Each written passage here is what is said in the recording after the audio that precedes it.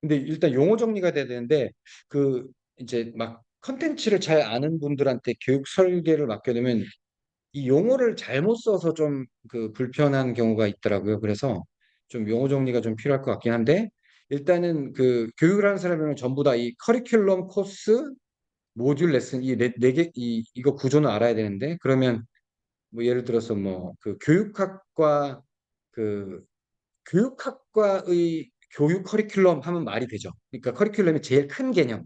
그다음에 커리큘럼 그 하위에는 여러 개의 교육 과정이 있는 거잖아요. 그러니까 교육학 개론 이런 게 되는 거고 그 하위에는 모듈하고 레슨이 있는데 모듈은 이제 어떤 데는 하루, 어떤 데는 뭐 3시간, 반나절 이럴 수도 있는 거고 중요한 건 모듈이라는 형태가 뚜렷하지 않을 수 있으니까 요건 일단 제치고 레슨은 어쨌거나 최소 단위 그래서 화장실 가는 그러니까 집중의 최소 단위 정도로 보면 된다. 그래서 그 우리가 뭔가 그 교육을 만들 때 우리가 만드는 결과물은 결국에는 그 그 덩치 크기로 보면 그 바윗돌 깨트려 뭐 돌덩이 뭐 그런 것처럼 커리큘럼 코스 모듈 레슨이다. 근데 이게 단순히 선후 관계가 있어서 뭐 이런 식으로 만드는 건 아니지만 그렇게 한다. 그러면 이거를 우리 마이써니에 적용하면 어떤 일이 벌어지냐면 큐브가 그 15분 정도 단위의 영상이잖아요.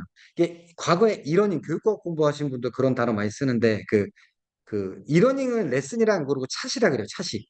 그래서 이제 그게 최소 단위 큐브 영상 있잖아요. 요게 우리 레슨 단위라고 해석하면 되고 요 영상 몇 개 합친 게 정도 모듈 되겠죠. 근데 문제는 딜리버리가 가능한 최소 단위가 코스라는 거예요. 그러니까 교육 과정을 딜리버리하지. 나 1시간 레슨을 누구한테 파나요? 안 되잖아요. 그래서 마이써니 같은 경우는 그게 이제 카드가 됩니다. 그러니까 큐브 하나 이상의 것을 모아서 카드를 만들잖아요. 이게 과정의 단위다. 그리고 그것들을 묶어서 배지로 만든다. 이렇게 용어를 맞추면 커리큘럼 코스 모듈 레슨 이 용어를 맞추면 함께 이제 대화하고 만들어가는데 지장이 없을 것이다. 그러면 요거를 하는데 요거를 이제 우리가 만들어야 되는데 그러면 이걸 만드는 게 매일 뭐 반복적으로 우리가 만드는데 요걸 만들기 위한 방법론 같은 이론이 있을 것 같은데 뭐가 있지?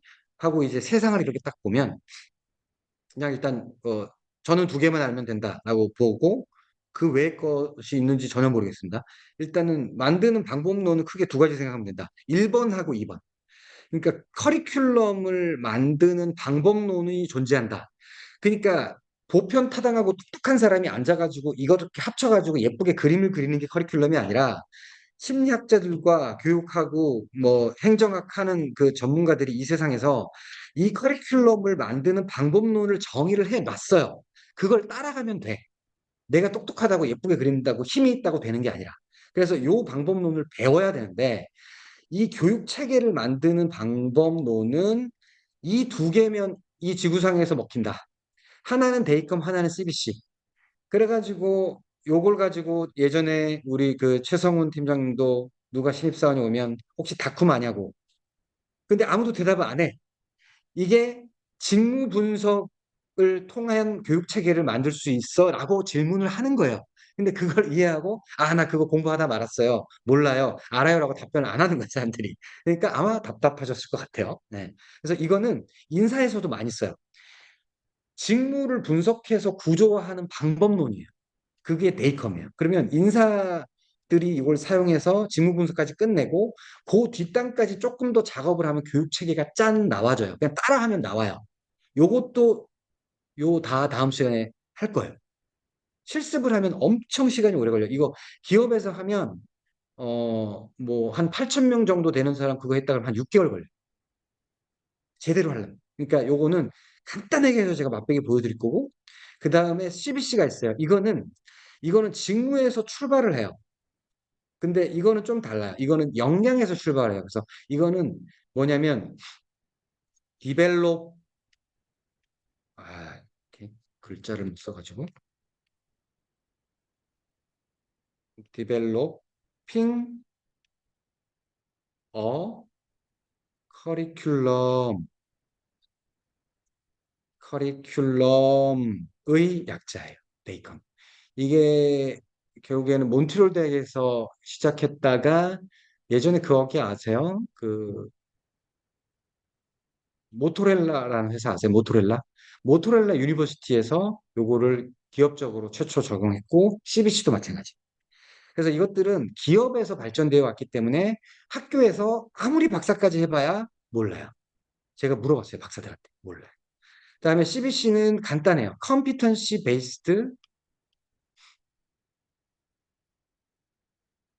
컴피턴시 베이스드 러닝, 뭐야? 컴피턴시 베이스드 커리큘럼이야. 그래서 역량 기반으로 커리큘럼을 만드는 거예요. 그냥 하라는 대로 따라하면 커리큘럼이 나와요. 그래서 내가 교육 체계를 이렇게 설계했어. 그러니까 교육과정이라는 거 이름을 많이 아니까 그것들 뭐 이렇게 주소 모아가지고 2차원으로 예쁘게 그림 그렸다고 교육 체계를 만드는 게 아니라 이러한 방법론에 의해서 중간 산출물까지 보여주면서 그려야 팔아먹을 수 있는 수준의 교육 체계가 나와진다라고 말씀을 드리는 겁니다. 그래서 교육 체계를 만드는 법을 나중에 할 겁니다. 선후 관계에 있어서 교육 체계를 먼저 만들고 교육 과정을 만들지 않아요. 보통 체계를 먼저 할 수도 있는데 소소하게 작은 규모로 시작하는 경우들이 많기 때문에 교육 과정들이 탄생하고 그것들을 운영하면서 교육 과정이 증가하면서 이것들을 잘 정돈하기 위해서 교육 체계에 필요가 생기는 경우가 많거든요. 그래서 교육 체계를 만드는 방법이라는 걸 알아야 된다라는 거 하나 하고요. 그다음 오늘 할 게 그러면 이 교육 체계의 그러니까 교육 체계 말고 그 밑에 있는 교육 과정들, 교육 과정은 그럼 어떻게 만들지? 라는 건데 그게 일반적으로 우리가 알고 있는 인스트럭셔널 시스템 뭐 디자인 그래서 이게 그냥 뭐 영어로 하니까 이런데 간단히 하니까 어떻게 가르칠지의 시스템을 설계하는 거예요. 어떻게 가르치지? 어떻게 가르쳐야 잘 가르치지라는 그 방법론을 정의했다는 얘기거든요. 그래서 우리 여기서 다 필요 없이 에디 하나만 가지고 이야기하면 됩니다. 네. 이것도 아주 옛날 그 행동주의 기반의 것들이라 아주 뭐 깐깐하게 프로세스를 따를 필요 없이 이해만 하면 되거든요. 그래서 우리가 교육하는 사람들이 뭐 트레이닝도 만들지만 난 트레이닝 인터벤션도 만들고 하잖아요. 근데 우리가 대부분 교육이라는 방식으로 일을 하니까 그러려면 이 두 개를 만드는 방법만 알아도 우리는 거의 80%를 체계적으로 할 수 있다가 되는 겁니다. 네, 그런데 어떻게 데이컴 CBC 에디를 모르고 일을 하겠다라고 앉아있냐? 그건 전 잘못됐다고 생각해요. 그래서 한 번 정도는 알아야 된다. 그래서 오늘은 ISD 중에 에디만 갖고 간단하게 이야기를 해보려고 해요. 그러니까 이걸 알면 사실은 HRD를 하는 사람이 평생의 90%를 평생 하는 일의 90%를 체계적으로 할 수 있게 되는 거예요. 왜냐면 대부분 교육으로 일을 풀어가거든. 네. 그렇게 해서 아무튼 체계와 교육 과정 이 두 개를 할 거다. 오늘은 교육 과정에 대한 얘기만 할 거다. 음, 잠깐만요. 네. 그런데 들어가기 앞서서 요것만 좀 하고 들어갈게요. 지금 오늘 그 ISD를 서울대 고대 그다음에 그 뭐 LG 인하원 뭐 연수원 이런 거 짬뽕 해가지고 필요한 것들을 모아서 말씀을 드리고 대화를 나눌 텐데 교육과정 개발 방법론이라고 하니까 우리가 뭔가 이슈가 떨어지면 바로 무슨 교육을 만들어야 되는 걸로 우리 스스로 착각하거나 바이어스가 걸려 있는 경우가 많은데 저도 이걸 연수원에서 은퇴하신 분한테 배웠었는데요. 우리가 뭔가 이슈가 떨어지면 자 그럼 이제 교육과정 만들어야지라고 생각을 하는데 그거는 전형적인 교육을 팔아먹는 업체의 얘기다. 그래서 우리는 이렇게 생각하지 말고 어, 어떠한 이슈가 있을 때, 그럼 이슈는 이게 뭐 문제 해결해서 이야기하는 거 똑같죠. 그러니까 기대가 있고 현상이 있고 그 갭이 결국에는 문제고 이슈잖아요. 그러니까 요걸 아는 상황에서 보통 회사에서 가지고 있는 이슈는 비즈니스 이슈다. 야, 우리 그 제품에 그, 그 문제가 있어서 요번에 안 팔려. 이런 비즈니스가 이슈가 많다. 우리는 기업인이잖아요. 그러면 그거를 우리 같은 사람을 바꾸는 사람들은 거기서 퍼포먼스 이슈가 있는지를 확인해야죠. 그러니까 그게 그 뭐 부품 자체가 뭐 잘못됐다 혹은 뭐, 날씨가 잘못됐다 이런 환경적인 요소가 아니라 그거 작업자의 수행에 있어서의 문제가 있었다라는 게 만약에 발견이 된다라고 하면 거기서 다시 그 수행 문제가 역량으로 인한 수행 문제인지 정보의 문제인지 아니면 도구가 잘못돼서 그 수행이 나왔는지를 확인해서 역량 문제인지를 확인하는 거죠. 그러면 그 역량 문제가 확인이 됐을 때 그러면 그 역량이 부족하다라고 하면 교육을 시켜야 되냐? 그것도 아니에요. 역량이 문제가 있으면 그거를 뭐 또 뭐 어떤 가이던스를 주고 끝낼 수도 있고 어떤 그 뭐 인포멀하게 그대로 뭐 다른 방식으로 성장시킬 수 있는 여러 가지 방법들이 많잖아요. 근데 그 중에서도 트레이닝이라는 방법을 써야 한다라고 판정이 됐을 때 그 벌써 비즈니스 이슈가 있어도 그게 퍼포먼스 이슈에 기인했는지, 그런 퍼포먼스 이슈가 역량에 기인해서 퍼포먼스가 바뀐 건지, 역량 문제가 굳이 트레이닝 이슈로 귀결이 되는지까지 확인을 해야 이제 드디어 교육 이슈로 오는데, 그러면 아 이거 교육해야 돼라고 되면 교육을 만들어야 되느냐? 아니, 밖에 있는지 먼저 확인해서 사면 되고, 이게 반복적으로 많이 일어나고 또 그런 거면 아 이걸 아예 그냥 그 렌트하자. 그래서 버로우도 봐야 되고, 근데 그것보다 우리가 직접 만들어야만 우리에 맞는 게 된다라고 했을 때 이제 드디어 에디나 이런 ISD 모델을 쓰자라는 얘기를 어, 해야 되는 거죠. 그래서 저는 이걸 외우고 있거든요. BPCT까지 와야 비로소 교육을 고민한다.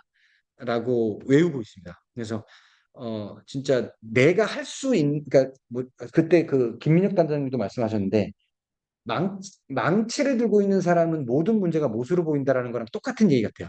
그래서 교육업체는 모든 문제를 자기가 들고 있는 교육 어떤 걸 매치시켜서 팔아먹을 생각하는데, 우리는 인사, 그 다음에 뭐 패스트트랙, 코칭, 뭐 쉐도잉, 멘토링, 여러 가지 솔루션을 다 쓸 수 있고 안 쓸 수도 있기 때문에 이 비즈니스 퍼포먼스 컴피턴시 트레이닝 이슈를 해결하기 위한 복합적인 방법들, 그리고 트레이닝 이슈라고 할지라도 어떤 방식으로 해야 되는지까지 다 고민해서 빌드까지 도착을 했을 때 ISD를 쓰자라고 주장하는 겁니다. 그래서 요 뒤에 얘기를 이제 그렇게 돼야 이제 이걸 써먹을 일이 있는 거죠. 그래서 이걸 쓰게 되는 거고, 그러면 그런 앞서 얘기했던, 그러면 진짜 그 IST를 쓸 일이 그렇게 없느냐? 그럼 다른 방식으로 어떻게 여기 컴피턴시를 그 해결할 건데? 라고 반문을 하잖아요. 그러면 이 그래프를 저는 보통 많이 씁니다. 맥킨지 쿼털리 분기 보고 예전 겁니다. 조직 효과성, 개인 개발의 효과성, 개인 개발의 중요성. 기본적으로 사람들이 머릿속에 가지고 있는 일을 통한 육성, 리더를 통한 육성, 교육을 통한 육성인데, 리더를 통한 육성 이것도 약간 꼰대적 발언입니다. 그러니까 이건 learning from others. 나의 동료도 나한테 학습을 줄 수 있어요. 그래서 높은 사람이 나한테 주는 게 아니라, 그래서 타인으로부터 학습하는 거. 그래서 보면 어떤 게 효과적이고 어떤 게 개인에게 중요합니까? 교육은 대단히 비효율적인 방식이라고 나와 있잖아요. 네. 그러니까 어떤 조직의 효과성이나 개인 성장의 중요도를 고민하면 사실은 이 사람 경력 개발을 할 수 있도록 임명을 해줘 버려요. 아예 파트장 해, 책임져 봐. 그다음에 프로젝트 그냥 해봐. 해외 근무, 직무 이동 한번 해봐. 그다음에 롤 모델 옆에 배치시켜줘. 코칭 시켜줘.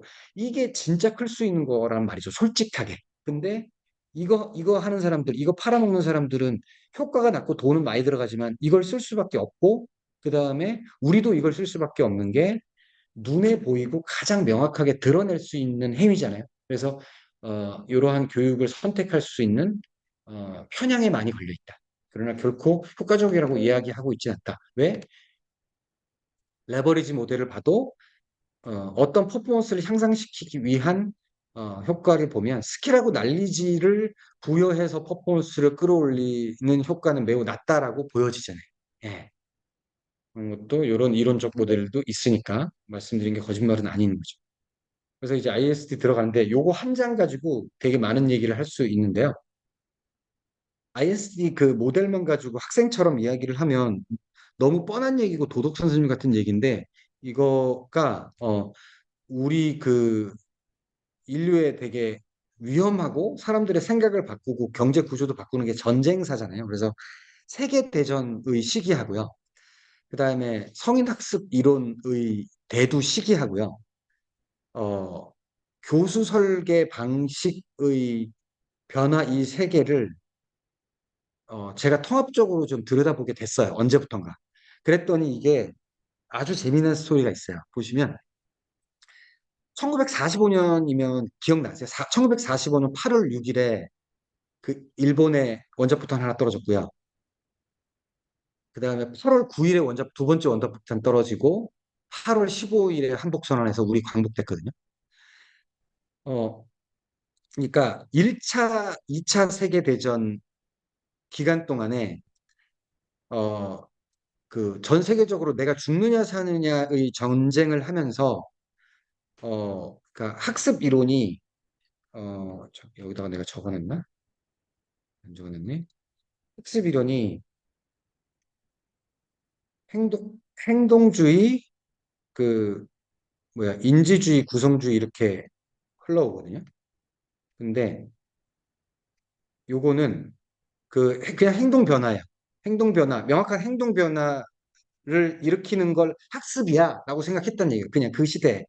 그리고 인지주의로 넘어갔다가 1970년도 정도부터 이제 구성주의인데, 인지주의는 내 머릿속에 스키마를 바꾸는 게 인지주의라고 해서 이때 뭐 정보 처리 모델 뭐 이런 것도 나오고 막 그러거든요.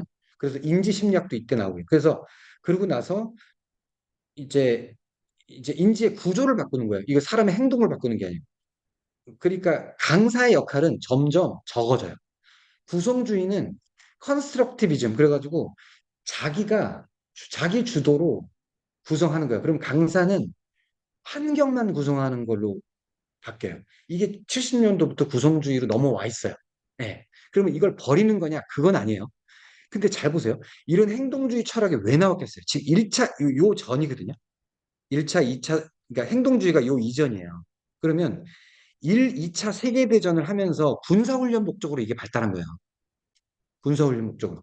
이렇게 해서 발달했고, 그러면 이게 ISD 얘기하는데, 이거는 S는 수식어고요. 그 ATD 가보시면 세션 부분에 뭐 러닝 테크놀로지, 뭐 리더십, 그런데 아이디 같은 게 들어가 있을 수밖에 없어요. 그 아이디는 이게 뭐지가 아니라 그냥 ISD를 얘기하는 거예요. 그러니까 S가 수식어니까. 그러니까 어떻게 가르치는 방식을 잘 설계하지라는 세션일 거예요, 그게. 예. 그러니까 아이디라는 영역이 있는 거예요. 그러니까 아이디라는 영역이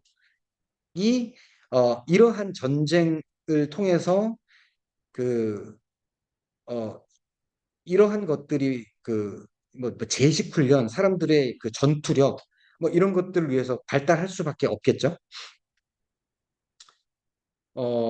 근데 이게 B-29 폭격기거든요. 보잉에서 만든 거. 요게 떨어뜨리면서 이제 그 2차 세계대전이 끝나죠. 끝나죠. 예. 2차 세계대전이 끝나고 전쟁 이후에 그 행동주의에 대한 반발의식이 생기잖아요. 이제 전쟁 끝났잖아요. 그때부터 인지주의가 슬슬슬슬슬슬 나와요. 예. 예. 그래가지고 이제 이때부터 이제 그, 그 인지주의가 나오고, 여기서 또 재밌는 게 그 그때 재성 매니저께 이야기 들었나? 그 스푸트니크호가 1957년에 발사가 되거든요. 1957년이요. 근데 잘 보세요. 이 두 개의 사건 연계가 ISD의 등장을 설명해줘요. 너무나 재밌어요. B-29가 요거를 몰고서요. 일본 상공에 가서 그 원자폭탄을 떨어뜨리거든요.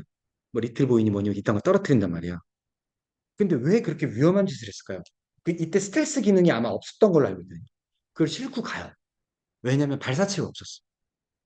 근데 이거 스푸트니크 쇼크라는 거 한번 찾아보세요. 미국 사회에 심각한 충격을 안겨준 스푸트니크 쇼크가 무슨 말이냐면, 러시아가 세계 최초로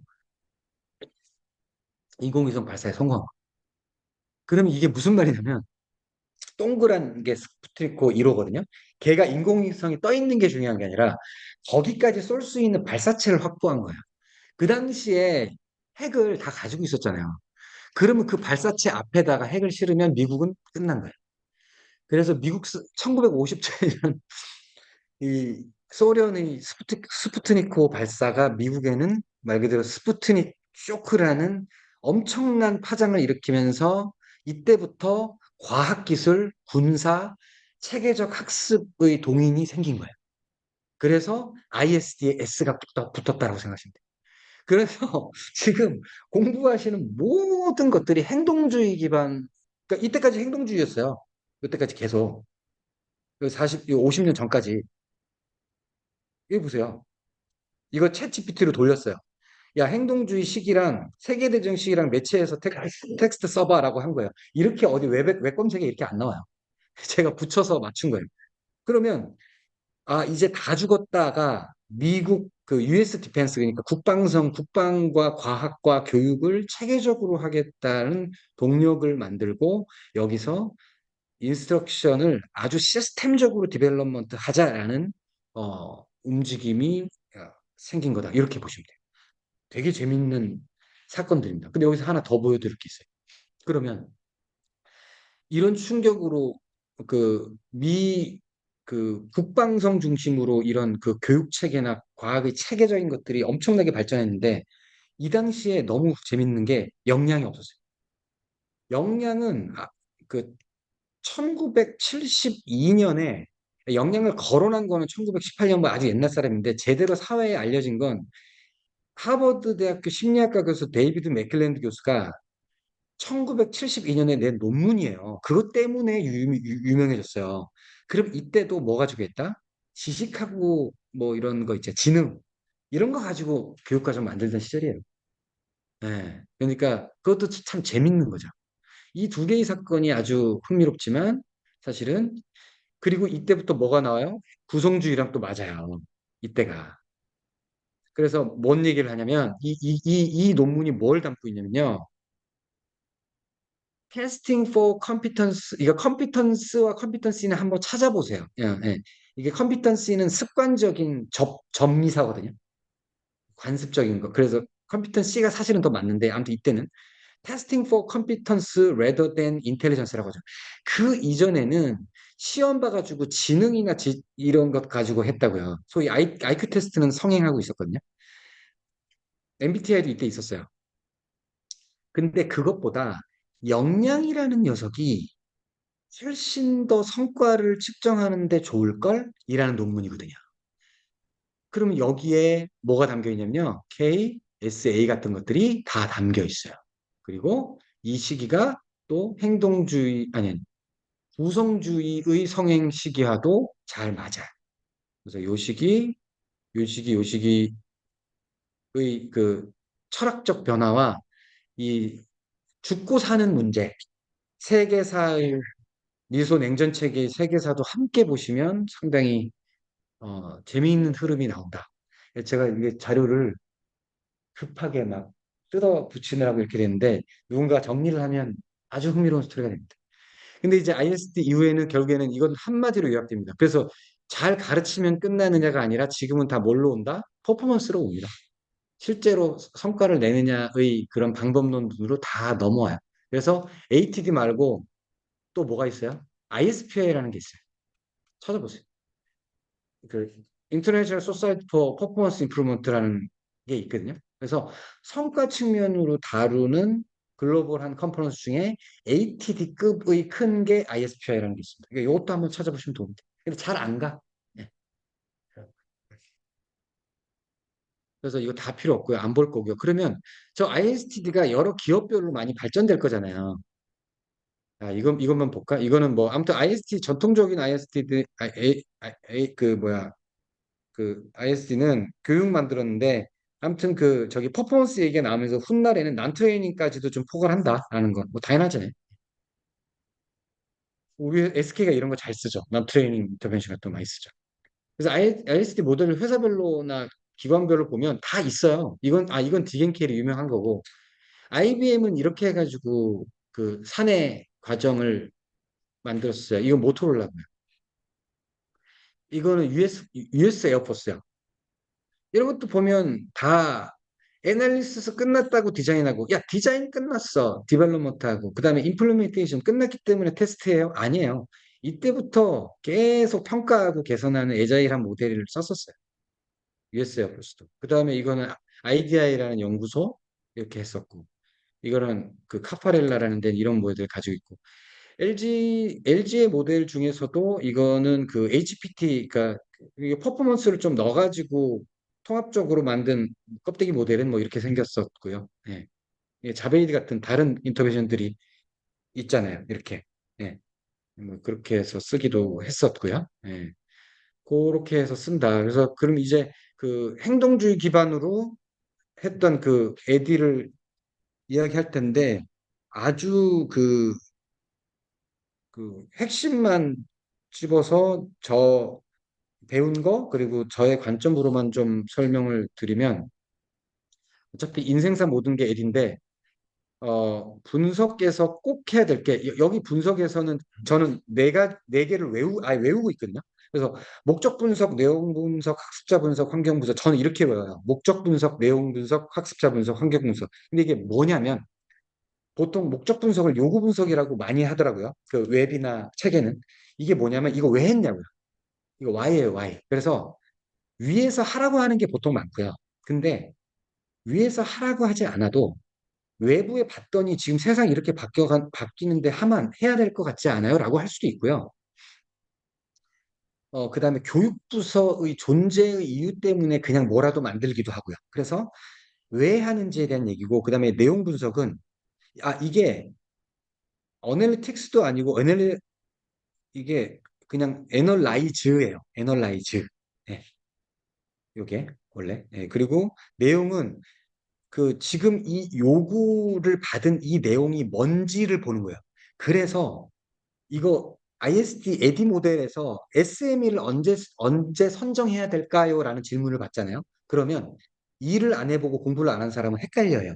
뭐 설계할 때 좀 같이 협의하고 안 돼요. 왜냐면 분석하려면 SME가 없으면 안 된다니까요. 아예 할 수가 없어요. 그러니까 요구가 이렇게 들어왔는데 저 요구가 들어온 게 뭔데 도대체?를 SME를 이때 선정해서 대화를 시작해야 돼요. 근데 보통 요구의 발의자가 그게 윗사람이든 외부든 SME를 대충 알아요. 그래서 알려주게 돼, 보통. 그렇잖아요. 그래서 이때 선정이 되고, 그 다음에 제일 중요한 거. 제가 어제인가 그제 감동받은 거, 그 예술 매니저님이 다음 주 하는 일경험 그거 하는데 학습자 분석을 어느 정도 해서 주셨어요. 인구 통계. 그래서 요게 이제 규모, 역량 수준, 직무, 성별 뭐 이런 걸 알면 이 설계에 그게 반영이 되는데 그러니까 이거 되게 나쁜 사례인데요. 현실이니까 말씀드리면 L전자에서 뭐 이렇게 뭐 한국 마케팅 뭘 걸 해요. 근데 마케팅 보는 사람이 앞에 앉아 있어. 근데 그 어떤 사람이 들어온지를 확인하면 여러 가지 그 예시 샘플들 중에 여성들이 많으면 에어드라이어나 그 세탁기나 밥솥 예제를 넣거든요. 근데 남성들이 많으면 전기 모터나 이런 예제를 써요. 그게 아무래도 관심이 있고 좋아하는 걸 어떡해요. 그러니까 근데 이건 아주 작은 예시인데, 아니, 누가 앉아 있을지를 모르는데 어떻게 좋은 교육을 설계합니까? 그러니까 이건 말이 안 되는 얘기예요. 그래서 저는 이게 없이 뭔가를 하라고 하는 사람이나 내가 그런 조건에 놓여 있으면 그냥 일을 하기가 싫어요. 그래서 최대한 많은 학습자 분석을 해야 된다. 근데 우리는 인사하고 겸하기 때문에 인사 정보를 건들 수 있기 때문에 정말 모든 정보를 다 해서 그걸 가지고 이 타겟 오디언스를 정하고 설계를 할 수 있다. 근데 문제는 항상 운영단에서 그 우리가 타겟한 대상이 모객되지 않아서 틀어지는 거죠, 사실은. 예, 그렇기 때문에 그건 뒷얘기입니다. 그거는 나중에 측정할 때 어떻게 모객할 건지는 이야기하는 걸로 하고. 그래서 이거는 진짜 너무나 중요하다라는 거. 그다음 환경부서 저 이게 도대체 뭔 소린가 싶어가지고 그때 김진무 교수님한테 물어봤는데 뚜렷하게 답변을 안 줘요. 그냥 환경이라고 하더라고요. 그래서 제가 이거를 3분할했어요. 그래서 물리 환경, 그다음에 전산 환경. 그러니까 여기 네트워크가 안 돼요. 뭐 여기선 유선을 써야 돼요. 이런 것까지. 그 다음에 제가 하나를 추가한 게 교수들은 이런 얘기를 안 해줬는데 제가 살다 보니까 추가한 게 환경 중에 인적 환경이 있더라고요. 그래서 저 사람들은 일과 중에는 못 빠져나오는 환경이야. 그 다음에 눈치 보는 환경이야. 아, 그래요? 그러면 5시 반부터 6시 반까지 해서 일과 외 시간을 이렇게 중첩시켜가지고 그 불편함을 완화합시다.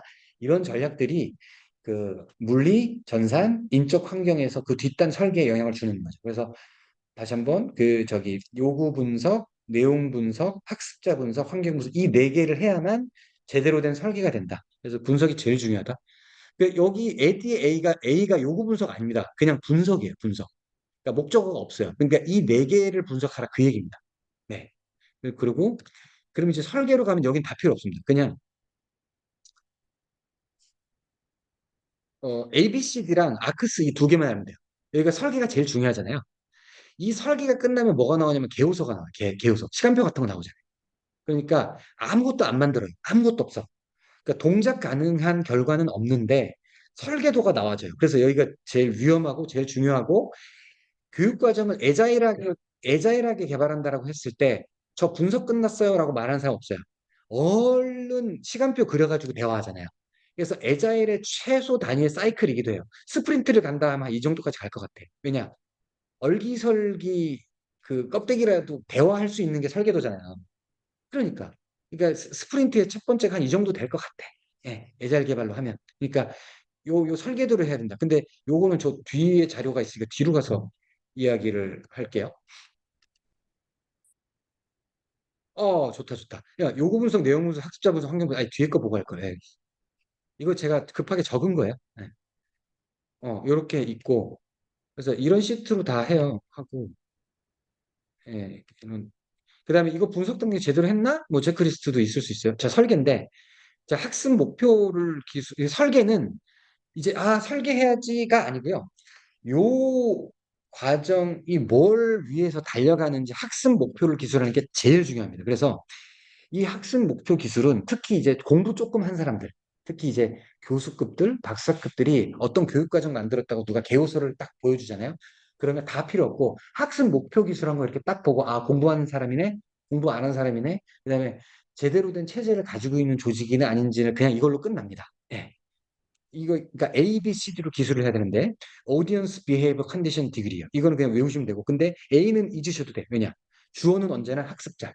그다음에 학습자는 어떠한 조건에서 어떠한 수준만큼 뭐뭐를 할 수 있다라고 기술을 하는 거예요. 그 역량 평가할 때 기술하고 하는 것도 이런 식으로 기술을 하는 거거든요. 그래서 A, B, C, D로 기술을 해놓고 학습 목표 그러니까 학습 후 학습 전 빼기의 그 갭이 학습 목 우리가 채워야 할 목표잖아요. 이게 어떻게 하냐면 음, 요건데 뭐 예시를 뭐 이딴 걸 적었어. 그러니까 이게 주어는 생략해도 돼요. 어, 그러니까 그러니까 지금 이 과정의 학습 목표를 제가 지금 즉흥적으로 해볼게요. ISD 단계별 절차를 빠짐없이 설명할 수 있다. 이런 식으로. 그리고 그러면 이걸 수미상관이에요. 만약에 이 목표 기술 안 해놓으면 무슨 일이 생기냐면 나중에 이걸 평가를 할 때 이거 애 뒤에 있죠. 이밸류에이션에서도 무슨 일이 생기냐면 야 이거 평가하자. 그러면 사람들이 교재 막 뒤져요. 야 어떤 문제 낼까? 아니 그걸 왜 뒤져요? 학습 목표를 달성했는지 안 했는지 확인하는 게 평가 아니에요? 그게 마지막에 하는 총괄평가고 서머티브 이밸류에이션이잖아요. 그러면 학습 목표를 보면 되잖아요. 목표를 안 써놨으니까 평가는 뭘 평가할지 모르는 거예요. 개발도 똑같아요. 소프트웨어 테스팅이 잘 동작하는지 한번 막연하게 창의적으로 테스팅 해보자 아니에요. 처음에 요구사항 분석할 때 요구사항을 쭉 정리하고요. 이거는 이렇게 동작해야 되고요. 버튼을 누르면 3초 안에 빨간색 창이 떠야 되고요. 이런 요구사항을 정리하잖아요. 리퀘어먼트를. 그러면 그 리퀘어먼트를 달성했는지 확인하기 위한 체크리스트를 같이 만들어요. 그게 소프트 테스팅이에요. 그러면 나중에 개발을 하고 나서 요 요구사항에 맞게 개발이 됐는지 그걸 가지고 쓰는 거거든요. 똑같아요. 이 세상이 다 똑같아. 이 교육도 똑같아요. 그래서 학습 목표가 기술이 되면 이게 요구를 달성하기 위한 그거잖아요. 목표를 기술하고 그 주어 동사 목적어 수준을 보고서 그대로 그냥 시험을 내면 되는 거예요. 그러면 아까 같은 경우 ISD 단계별 절차를 설명할 수 있다라고 해. 그러면 뒤에 설명하라라고 시험 문제 내면 끝나는 거예요. 근데 시간이 없어? 그러면 객관식으로 바꾸면 되죠. 단계별 그게 아닌 것은. 이 두 개의 수미 상관이 안 되면 그거는 그냥 무너지는 거고 학습자는 배신감. 에이, 이런 걸 낼 줄 알았으면 이렇게 되는 거예요. 그래서 요 ABCD를 준수해서 작성하는 거가 필요하고요. 그런데 저는 이론을 말씀드리고자 하는 게 아니라 사례를 다 직접 띄워 드리려고 합니다. 보시면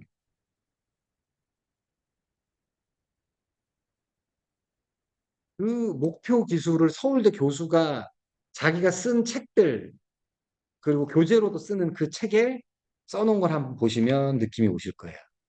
산업인력 개발의 발달이고 학습 개요를 이렇게 적어놓고 학습 목표 적어놓은 거 한번 보세요.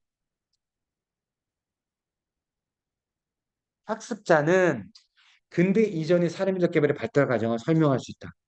이거 이거 계속 중복돼도 괜찮아요. 다른 거 그러니까 이게 이것도 이제 나중에 말씀을 드리겠지만 그 관찰 가능한 거. 그러니까 이해한다 이런 게 제일 나쁜 거. 이해한지 어떻게 알아? 설명하게 시키면 되죠.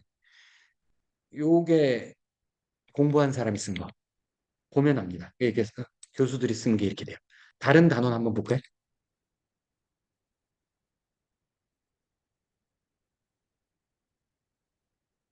이거는 산업인력 개발의 개념을 설명할 수 있다. 이렇게 적으면 돼요. 근데 여기서 뭐뭐 및 뭐뭐를 이해하고 아니요. 목적어 하나, 동사 하나요. 그리고 밑에 다른 줄을 그래야지 문제를 내지. 이렇게 해야 교수들이 보면 이 사람은 구조적으로 이랬네?가 되는 겁니다. 그러면 현실의 기업들 볼까요? 비판할 게 덩어리예요. 이것도 되게 잘하는데요. 기술 교육은 저거 안 된다고요? 거짓말. C 언어의 기본 문법을 설명할 수 있어야지 C 언어 기초과정인 거잖아요. 그 목표를 이렇게 세웠다고 돼 있잖아요. 기본 개념하고 코딩 스타일 설명하고 일반화 프로 저 인지 모르겠다. 그다음에 STL 개념 이해하고 필요 없어요. 활용하면 이해한 거거든요. 어. 그러니까 내가 버스에 탑승하고 목적지까지 갈 수도 아니 탑승했으니까 목적지 가지. 그러니까 활용이라는 고수준의 인지에 설명할 때는 그 이전 수준을 말할 필요가 없는 거야. 예. 그러니까 그래서 동사 하나만 적어야 돼. 이렇게 하고 그러니까 이게 일반적인 기업의 기술 교육도 이렇게 기술을 해야 그럼 시험 문제 뭐 내요? 이거 그대로 내면 돼요. 주관식이든 객관식이든. 그리고 제일 사람들 많이 틀리는 거. 선수 지식을 기술함으로써 그 이 과정의 엔트리 레벨을 명확하게 하려고 하거든요. 근데 진짜 농담 아니고요. 90%의 사람이 C++이라는 교육을 하려고 하니까 C++에 대한 기초를 알아야 된다라고 적어요. 아니 그걸 알면 여기 왜 들어옵니까? 그래서 내가 배워야 하는 주제를 아주 조금밖에 알고 있지 않다라고 자꾸 기술을 해요. 아니거든요. 그러니까 C++의 기초니까 C++를 모르는 사람이 들어오니까 이거를 알기 위한 선수 지식은 C++이 적히면 안 돼요. 다른 걸 적어야 돼요. 그러니까 C를 할 수 있고 C를 설명할 수 있고 C++ 객치장 개념이 없는 사람이 와야 되는 거예요. 그래야 맞는 거예요. 그러니까 예를 들어서 리더십을 리더십 기초 과정이라고 가정해 볼게요. 그러면 아무 생각 없이 리더십에 대한 개념 수준, 그러니까 제발 조금만 알았으면 좋겠다라고 기대하면서 그렇게 적어. 그걸 알면 리더십 기본에 왜 옵니까? 거기에 적힐 수 있는 선수 지식의 효과적인 정보들은 조직에 대한 이해, 직급과 직책의 차이, 리더십과 다른 애들을 적어야죠. 그 선수 지식을 적어야죠. 그러면 걔를 가지고서 이제 그 다음인 리더십을 설명해야 되는 거죠. 그래서 내가 지금 다루는 거를 조금만 아는 사람이 들어와가 아니라 요걸 하기 위한 그 앞단의 정보를 적는 데 집중해야 된다. 이게 선수 지식이 되게 중요하고 그래야 제대로 이걸 모르는 사람이 온다라는 얘기죠. 기초 과정이죠. 근데 중급 고급 과정은 오히려 쉬워. 그 주제를 때려 넣고 요거 요만큼만 그 말이 쉽지. 근데 초급 과정 설명하는 게 더 어려워. 예. 조금만 아세요라고 말하는 순간 아는 사람이 들어오는 거죠. 예. 이게 현실의 자료 보여드린 거고 NC고 제 팀원들한테 뿌렸는데 이렇게 적어온 거야. 그래서 제가 그다음에 리더십 이거 김수영 과장 이게 좀 잘못 적었어요. 보세요. 리더로서 자신이 하는 착각한 문제에 대해 자각하고 자각을 어떻게 내가 그럼 검증할 거예요. 이렇게 적으면 안 되는 거죠. 이게 모듈 레슨 정도 적인 거죠. 이건 뭐 어쩔 수 없고요. 그렇게 제가 이거 한양대 이화여자대학교 그 강의 자료를 다 드릴게요 나중에 보시면 이거 얼른 넘어가야 돼. 아까 ABCD 이거 됐고 그다음에 평가 어떻게 할지 정하고요. 계열화 이거는 아시잖아요. 쉬운 거에서 어려운 거 나중에서 어려운 그다음 이거 제가 강조하는 건데 이게 소 그릴 때 머리 왼쪽 그리고 꼬리 오른쪽 그리잖아요. 이 어린애들 그 우리도 똑같거든. 그래서 뭘 하나를 하더라도 보편적인 위에서 아래 왼쪽에서 오른쪽 그러니까 일반에서 부채 이런 흐름을 거스르는 순간 사람들은 불편함을 느끼고 자기 머릿속에 스키마를 정리하는데 힘들어해요. 원래 스키마가 이렇게 돼 있는데 우리가 다른 방식으로 넣어서 창의성을 부여하려는 게 아니잖아요. 그래서 그거에 좀 중요하게 계열화를 좀 해야 된다. 계열화를. 그다음에 어떻게 가르칠지 한다. 그래서 전 이거 ABCD만 생각하면은 될 것 같고요. 근데 여기서 켈러의 아크스라는 이론 하나만 저 설명드릴게요. 평가는 아시죠? 이런 거는 뭐 중요한 거 아니에요. 처음에 하는 거, 중간에 하는 거. 그러니까 디아그노시스 뭐 이벨리에이션 이거는 그 포머티브. 얘가 그러니까 6개월짜리 과정을 하는데 그 중간중간에 짚고 넘어가야 되잖아요. 그래서 형상평가 하고요. 맨 마지막에 하는 게 총괄평가죠. 그래서 진단평가 빼기 총괄평가 하면 성장된 것도 볼 수 있는 거죠. 여기 있네. 네. 아무튼 나 이거 하나는 알고 가야 돼. 아크스는 알아야 돼. 이게 수업 설계할 때 보편적으로 많이 쓰는 이론인데 이게 그 저거예요. 학습 동기 이론이에요. 학습 동기 이론. 설계 이론이 아니라 학습 동기 심리학 이론. 그래서 학습 동기 유발인데 다 필요 없고 렐러번스. 아까 저 밥솥 얘기. 요거 중요해요. 아니, 주의 집중 이거 뭐 아시잖아요. 네. 그다음에 자신감 이거는 그냥 자신감을 주자가 아니고요. 과하 자신감한 사람이 있고요. 자신감이 적은 사람이 있을 수 있거든요. 그래서 야, 너 그거 그렇게 너 다 아는 거 아니야. 그다음에 그 정도면 따라올 수 있어요. 그러니까 어쩔 수 없이 이제 갭이 좀 벌어지잖아요. 현실 세계에는. 그러니까 이 자신감을 적정 수준으로 관리해 줘야 된다. 자신감을 주자가 아니라 적정 수준으로 관리해 줘야 된다는 거 있고요. 그다음에 만족감 뭐 포상이나 강화 그 인포스먼트 강화 통해서 만족감 줘야 된다는 거. 요 네 가지를 생각하래요. 근데 다른 것들은 다 그냥 직관적으로 하는데 관련성을 자꾸 놓쳐서 요거를 강조해야 되지 않나라는 생각이 듭니다. 요 켈러의 아크스. ABCD로 목표 기술하고 아크스에 맞게 잘 계열화하고 설계한다가 핵심일 것 같아요. 그래서 이런 체크리스트에 따라서 한번 해보는 것도 도움이 돼요. 개발은 아무 얘기를 드릴 게 없습니다. 잘 만들어야 되는데 여기서 드리고 싶은 얘기는 딱 세 개. 시간이 많은 연수원에는 뭘 만드냐면요. 우리는 강의 자료 하나잖아요. 근데 최소한 세 개를 만들어요. 띄우는 건 그냥 강의 슬라이드예요. 강의에 쓰는 거. 그 다음에 그거를 카피해가지고 나눠주면 교재인가요? 아니거든요. 교재는 다르잖아요. 여기서는 막 애니메이션이 돌아가고 음악도 나오고 영상도 있는데 그걸 출력해서 주면 어떡해요? 그러니까 또 가려야 될 정보도 있어요. 그러니까 교재는 분명히 달라요. 완전히 달라요. 앞뒤에 정보가 더 붙어. 뭐 생활, 뭐 평가 제도 막 엄청 붙어. 그러니까 띄우는 건 강사가 슬라이드 목적으로 그래서 엄밀히 말해서 강의 슬라이드. 그다음에 주는 게 핸드아웃이고 주는 게 교재. 그다음에 더 중요한 거 교안이라는 게 있어요. 교안. 교안은 교재가 아니에요. 그리고 슬라이드도 아니야. 교안은 강사가 어떻게 강의를 할지를 정의하는 문서입니다. 그래서 대단히 복잡하고 대단히 힘든 건데 몇 분부터 몇 분까지 어떤 얘기를 하고 몇 분부터 몇 분까지 어떤 얘기를 해야 된다라는 어떻게 가르쳐야 할지에 대한 설계도죠. 그러니까 이거 메타 같은 거죠. 어떻게 가르쳐야 할지에 대한 설계도. 근데 그게 너무 버든이 되고 뭐 과정들이 빠르게 바뀌고 그러니까 아주 많은 차수로 전사 확장해야 되는 것은 교환을 가지고 있어요. LG 유나운에서 제가 신입사원들 강의할 때 교환 당연히 있었어요. 요거 3분 동안 무슨 얘기하고 그럼 교환을 이렇게 받잖아요. 그러면 오늘 그 교환 받고요. 내일 회계 강의도 제가 할 수 있어요. 그냥 하라는 대로 안 돼. 그러니까 그게 5년 강의를 할 수 있고 20만 명한테 강의를 할 수 있는. 근데 우리는 그럴 필요가 없거든요. 그래서 교환은 어느 수준까지 만들면 되냐? 요즘에는 그 강의 슬라이드 있죠. 강의 슬라이드에 그 슬라이드 노트 있잖아요. 그 출력하면 밑에 그 밑에 적는 게 요즘의 교환의 거의 그냥 최고 수준. 그 이상의 에포트를 드리는 데는 아직 못 봤다. 연수원도 그 정도가 현재 수준의 교환이더라고요. 그래서 요 슬라이드는 어떻게 걸어나고 뭐뭐 하세요라고 정도 적더라고요. 근데 아쉬운 건 그 밑에는 텍스트밖에 적을 수 없어서 좀 복잡한 건 못 적어요. 근데 그게 다인 것 같아요. 그래서 띄우는 거, 그다음에 그거에 대한 교환은 그 띄우는 거 밑에 슬라이드 노트로 좀 적어 놓으시고 그러면 두 개가 만들어진 거죠. 강의와 강의 교환. 그리고 마지막 배포하는 교재가 있다면 그거 정도하면 된다. 최소한 세 개는 만들어야 된다. 그리고 나머지 뭐 교보제, 뭐 케이스 이런 거는 뭐 별개 게임 뭐 만들고 하는 건 당연히 만들어야지. 설계한 대로 만들어야죠. 끝. 뭐 이것저것 만들면 된대. 근데 이제 뭐 다 필요 없고 요거에서 이제 그 뭐 효과 있잖아요. 뭐 이거 같이 썼을 때 뭐 효과적이고 뭐 이런 거 있잖아요. 예. 뭐 그거는 뭐 하면 좋을 것 같고. 요 개발에 있어서는 요 모델을 있다고 하는데 저 잘 몰라요. 무슨 의미인지 잘 몰라요. 그래서 요거 좀 넘어가고요.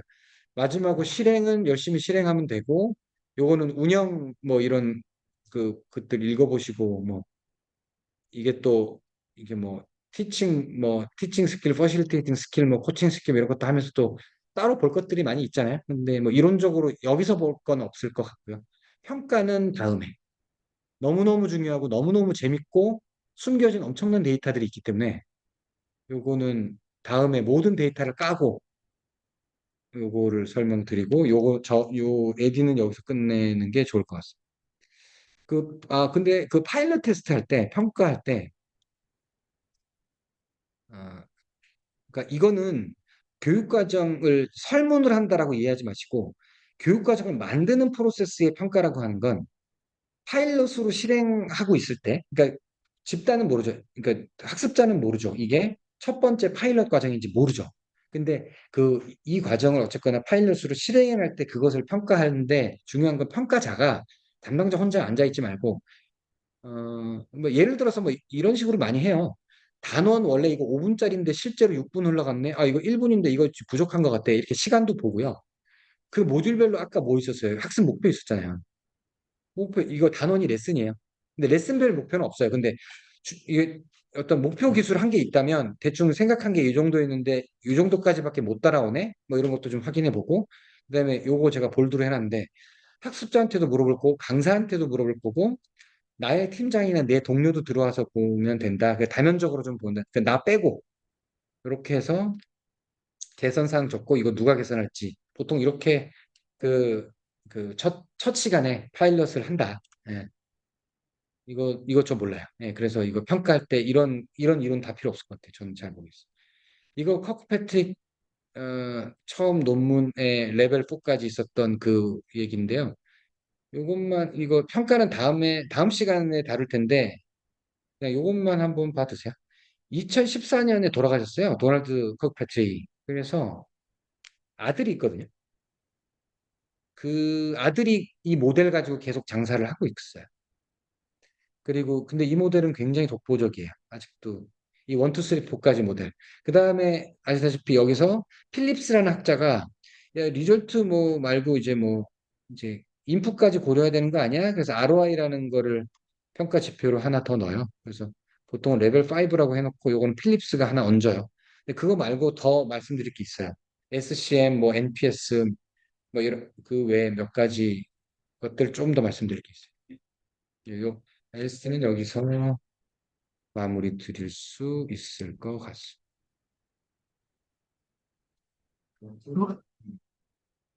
저 기술교육 중에 설계를 하는 예시를 하나 여기 있네요. 기술교육도요, 레슨 단위까지 분해를 해요, 실제로. 이거 연수원 있을 때 제가 한 거거든요. 이렇게 안 하면요, 강사랑 이거 동시통역해서 했던 거거든요. 합의가 안 돼요. 그래서 이거 되게 긴 과정이에요. 끝도 한도 없어요. 이거 한 3주 이상 됐던 과정이에요. 이거 주말에도 제가 데리고 다니거든요. 이게 시리아, 터키, 뭐 이라크 이런 친구들이었거든요. 그런데 더더욱 이렇게 시간 단위의 합의가 안 되면 어떻게 관리를 합니까? 학습을 어떻게 목표를 제시합니까? 그래서 심지어 리눅스 시스템 프로그래밍도 IO 효과를 3시부터 한다는 게 약속을 다 해야 돼요.